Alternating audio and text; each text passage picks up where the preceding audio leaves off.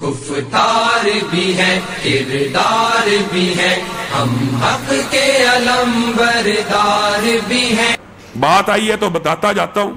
حضرت آدم سے لے کر حضرت نوح تک کی جو تاریخ ہے، حضرت آدم سے لے کے حضرت نوح تک کی جو تاریخ ہے، حقیقی بات یہ ہے وہ دنیا سے مٹ چکی ہے. آدم سے لے کر نوح تک، اور یہی وہ دور ہے.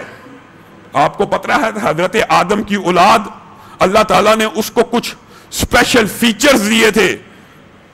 آج پیدا ہوئے صبح کے ٹائم شام تک جوان ہوتے تھے، اور آپس میں آپ کو پتا ان کا بہن بھائیوں کے اندر صبح پیدا ہونے والا جوڑا شام کو پیدا ہونے والے جوڑے کے ساتھ شادی بھی ہوتی تھی. یہ ایک اسپیشل قسم کے فیچرز تھے جو آدم کی اولاد کے ساتھ خاص تھے. لیکن اللہ رب العزت کو یہ فیچر دنیا سے محو کرنا مقصود تھا، جس کی وجہ سے اولاد آدم کا سلسلہ حضرت نوح تک چلا، اور نوح سے لے کے آدم تک جو سلسلہ نسب آپ سنتے ہیں یہ یقینی اور حتمی نہیں ہے.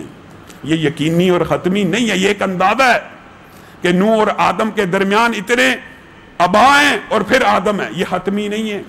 اور حضرت آدم کی اولاد ان کی بالعموم عمر لمبی ہوا کرتی تھی، 600 700 800 1000 برس. دنیا کی تاریخ کے اندر 1500 1600 برس کے فرد کا ذکر بھی موجود ہے. اتنی لمبی عمریں ہوتی تھیں. اور یہ بات بھی یاد رکھیے، اللہ کی قسم، مفسرین نے یہاں پہ بھی، محدثین نے، مورخین نے عجیب و غریب ابواب باندھے، قربان جائیں ان کے اوپر. کہا امت محمدیہ صلی اللہ علیہ وسلم کے اوپر اللہ کا یہ بہت بڑا احسان ہے کہ اس امت کی عمر اوسطاً 62 برس، 60 سے لے کے 65 برس تک اللہ نے مقرر کی ہے. یہ اللہ کا احسان کیوں ہے؟ ہم تو ہم میں سے ہر ایک انسان یہ چاہتا ہے اس کی عمر لمبی ہو. تو یہ جو کم عمر کا ہونا، اور خاص طور پہ ہمارے آباء و اجداد جب 1000 سال جیتے رہے، ہماری عمر کا 60 65 برس ہونا، اس میں اللہ کا کیا احسان ہے؟ کہا ہاں اللہ کی قسم یہ اللہ کا بہت بڑا احسان ہے. کسی انسان کو 1000 برس انتظار کرنا پڑا اپنے گھر اصلی کی طرف، یعنی جنت کی طرف لوٹ جانے کے لیے.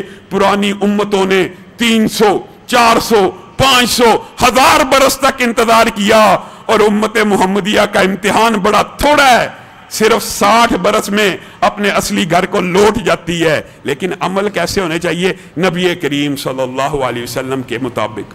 کتنی آسان بات ہے، کتنی حوصلہ افزا بات ہے، کتنی عمدہ بات ہے کہ صرف 60 70 80 برس کی عمر ہو، اور اسی میں آپ کو پتا ہے زمانہ ہے جو بچپنا ہوتا ہے اور بلوغت سے قبل کا زمانہ ہو، ویسے ہی اللہ تعالیٰ نے قلم کو اٹھایا ہوتا ہے. صرف محدود مدت تک نبی کریم کی پیروی کر لی، انسان جنت میں چلا گیا. آئیے میں آپ کے سامنے یہ بات رکھ رہا تھا کہ آدم سے لے کر نوح تک جو تاریخ ہے، اگرچہ کسی نہ کسی اعتبار سے کچھ نہ کچھ باتیں نوح کی اولاد نے اس عرصے کی ذکر کی ہیں، لیکن حقیقی تاریخ اور حقیقی عرصہ اور حقیقی مدت معلوم نہیں ہے. ہاں البتہ آدم کی اولاد میں سے کل وہ 84، بعض روایات میں 83 جو نوح کے ساتھ کشتی پہ سوار ہو گئے. پھر ان کو حضرت نوح کو آدم ثانی بھی اسی لیے کہا جاتا ہے، ان کو آدم ثانی کہا جاتا ہے. اللہ تعالیٰ نے وہ جو سسٹم تھا نسل کا، عبادی کا، صبح بچہ پیدا ہوا شام تک جوان ہوا، شام والا صبح کے ساتھ شادی کر رہا ہے، وہ محو کر دیا دنیا سے. کس اعتبار کے ساتھ؟ حضرت نوح نے، آپ کو پتا ہے ان کی زندگی سینکڑوں برس آدم کی اولاد کو توحید کی دعوت دی.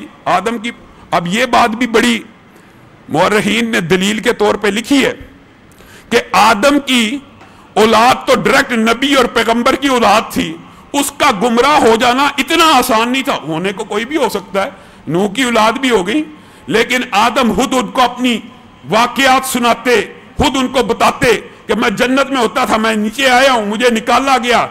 تو ان کی اولاد ایک عرصہ تک راہ راست پہ لئی. اسی لیے بعض مورخین نے لکھا یہ عرصہ آدم سے نوح تک کا کئی 1000 برس، 10,000 برس بھی ہو سکتا ہے. واللہ عالم، حقیقت اللہ اس کی جانتا ہے. لیکن اس دنیا کے اندر آج جتنے بھی انسان موجود ہیں، جتنی انسانیت موجود ہے، وہ صرف کون سی ہے؟ جو نوح اور ان کے ساتھ 82 افراد کشتی پہ سوار ہوئے، اب دنیا میں صرف انہی کی نسل باقی ہے، اور نسل کا طریقہ وہی ہے جو آج بھی مستعمل ہے کہ 9 ماہ کی حمل ہوتا تھا۔ بس یہ اولاد کا سسٹم اللہ رب العزت نے جو مطلوب تھا دوبارہ نوح کے دور سے آج تک یہی سسٹم اور یہی پروسیس رہا ہے، اس سے پہلے کے پروسیس آپ کو معلوم ہے، اسی لیے وہ حصہ بھی تاریخ میں محو ہو گیا۔ ہاں، نوح سے لے کے آج تک مورخین نے جو حساب کتاب لگایا ہے، کم و بیش آج سے لے کے حضرت نوح تک کا جو عرصہ ہے، مورخین کے نزدیک اس میں بھی 19-20 ہو سکتی ہے، لیکن زیادہ فرق نہیں ہے، کیونکہ دنیا کے ہر خطے کے اندر طوفان نوح کے واقعات موجود ہیں، چاہے سری لنکا ہو، چاہے یورپ ہو، کیونکہ پوری دنیا اس طوفان کا مشاہدہ کر چکی تھی، اور وہ واقعات اس لیے دنیا میں جہاں پہ بھی آبادی ہے وہ واقعہ پتہ کیوں محفوظ رہا ہے؟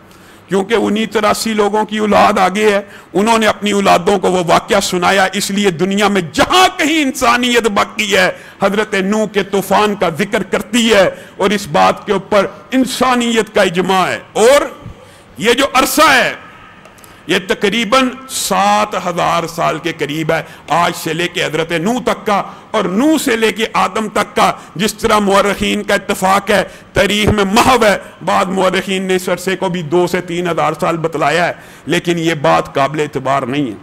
ہاں، یہ بات قابل اعتبار ضرور ہے کہ 7000 برس حضرت نوح کے بعد آج تک کی جو دنیا کی تاریخ ہے اس کی کل مدت صرف اتنی ہے۔ وَإِذَا قَامُوا